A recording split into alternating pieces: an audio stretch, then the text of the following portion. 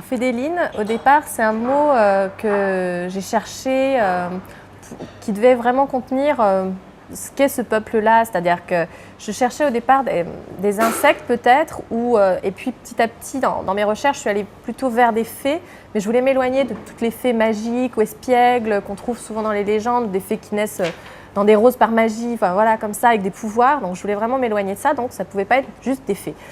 Je suis allée aussi, comme le personnage principal quand même, Caïl, c'est un garçon fée. Donc je voulais aller aussi dans le masculin. J'avais cherché l'origine du mot fée, juste F-E, le masculin de fée qui existait, qui s'est perdu. Mais pour moi, c'était trop court. Je voulais quelque chose d'un petit peu plus long. Et puis, quand j'étais petite, j'allais au bord de l'Ain avec mes parents. Et c'était un endroit assez magique parce que c'était juste la nature. On se baignait au bord de l'eau, il y avait des têtards.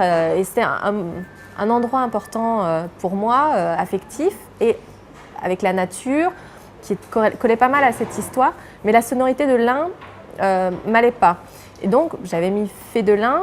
Et pour le prononcer, en fait, je me suis rendu compte que j'avais déjà Numa et Oline, les lunes, et dans les petits textes en début de chapitre, finalement, ça faisait parfois des rimes.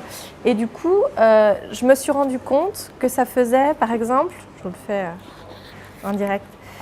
Du coup, j'avais par exemple « Vive le Dor embrasé, vive Numa et Oline, paix et prospérité pour tous les Fédélines ». Et là, ça rimait et du coup, j'avais trouvé la bonne sonorité.